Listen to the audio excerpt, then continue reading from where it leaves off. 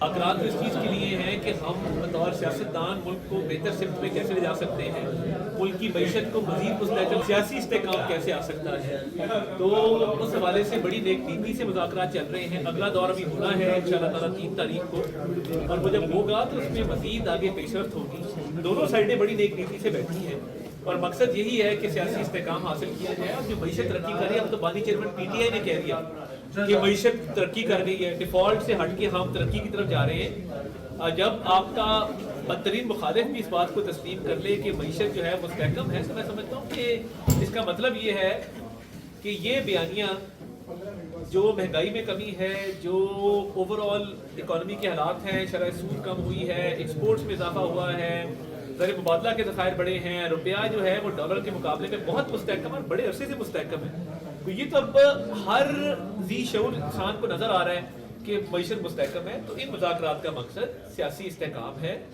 اور دیکھیے تحریک انصاف نے 26ویں آئینی ترمیم میں بھی اپنا کردار ادا کیا۔ مولانا فضل الرحمان صاحب کے ساتھ ان کے مذاکرات ہوئے اور وہ اس معاملے کو آگے لے کے چلے، اور ان کے کہنے پہ بہت ساری شکیں نکالی بھی گئی، مگر یہ اپنی جگہ پہ یہ نہیں ہو سکتا کہ اس کی آڑ میں 9 مئی جیسے واقعات کو ہم فراموش کر دیں، بھلا دیں، یا اس پہ کوئی کمپرومائز کر لیں۔ وہ جو سزائیں ہوئی ہیں 25 لوگوں کو پہلے، 60 لوگوں کو بعد میں، جو 85 لوگوں کو سزائیں ہوئی ہیں، ان کے خلاف ناقابل تردید ثبوت موجود تھے، ان کو وہاں پہ دیکھا گیا تھا جلاؤ گراؤ کرتے ہوئے، توڑ پھوڑ کرتے ہوئے۔ تو جو ملک دشمنی ہوئی ہے، اگر اس پہ کوئی معافی ہو جائے یا اس ملک دشمنی کو بھلا دیا جائے، تو پھر ایک شخص جو کوئی بھی جرم کرتا ہے تو کیا پاکستان کی تمام جیلوں کے دروازے کھول دیے جائیں؟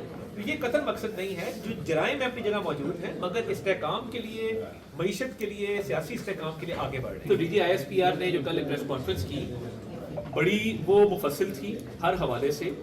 انہوں نے دہشت گردی کی جنگ کے حوالے سے، 9 مئی کے حوالے سے، 26 نومبر کے حوالے سے بڑی تفصیلی تبادلہ خیال ہوا، اور میں سمجھتا ہوں کہ انہوں نے بڑا ہی احسن طریقے سے تمام چیزوں پر روشنی ڈالی ہے۔ ایک تو وہ بہت، میں سمجھتا ہوں کہ اچھے طریقے سے انہوں نے وہ کیس پریزنٹ کیا، نمبر 1۔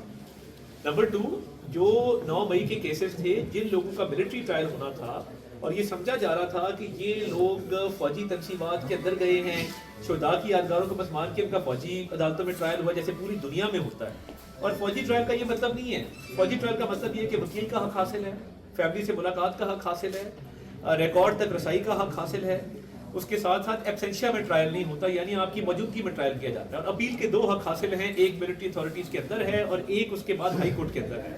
تو جو فیئر ٹرائل کا پروسیس ہے وہ انشور کیا گیا ہے کہ رائٹ ٹو فیئر ٹرائل کو مینٹین کیا جائے۔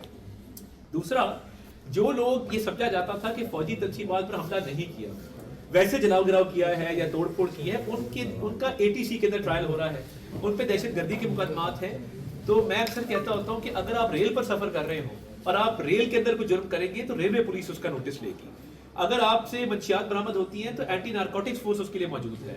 اگر آپ کوئی کرپشن کرتے ہیں تو اینٹی کرپشن کا پرچہ ہوتا ہے۔ اگر آپ کوئی میگا کرپشن کرتے ہیں، نیب کا پرچہ ہوتا ہے، اور نیب کی کورٹ میں یہ معاملات جاتے ہیں۔ ڈرگ کورٹ بھی موجود ہے، FIA کورٹ بھی موجود ہے، نیب کورٹ بھی موجود ہے، ہر طرح کی کورٹ پورے پاکستان میں موجود ہیں۔ تو جب آپ ایک دفاعی تنصیبات کے اندر جا کے اس پر حملہ کریں گے تو پھر ملٹری ٹرائل ہی ہوگا۔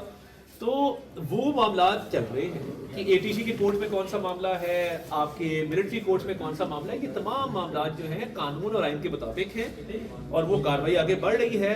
اور میں سمجھتا یہ ہوں کہ جو منصوبہ ساز تھے 9 مئی کے، اور جو ماسٹر مائنڈ تھا، اس کے خلاف بھی جو کیس آگے بڑھنا چاہیے، کیونکہ اجرت میں نہیں ہوا۔ ان کیسز کو باقاعدہ طور پہ 2 سال لگے ڈیسائیڈ ہوتے ہوئے کہ پروسیکیوشن ہے، ایویڈنس ہے، کراس ایگزامینیشن ہے۔ بودل صاحب ماشاءاللہ ورلڈ ریکارڈ ہولڈر ہیں، 11 دفعہ بار کے صدر رہے ہیں، یہ معاملات، لیگل معاملات کو سمجھتے ہیں کہ ٹرائل میں کیا کیا چیزیں انوالو ہوتی ہیں، فرد جرم عائد ہونا، اس کے بعد ٹرائل کا مکمل ہونا۔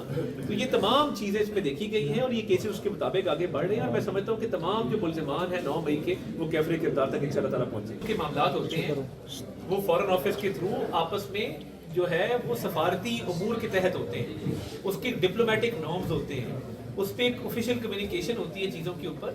تو یہ تو ایک عدالتی معاملہ ہے، وہ بھی لوکل عدالتی معاملہ ہے، تو اس کے اوپر میں نہیں سمجھتا کہ ریاستوں کے مابین کوئی ایسی بات چیت ابھی ہو رہی ہے۔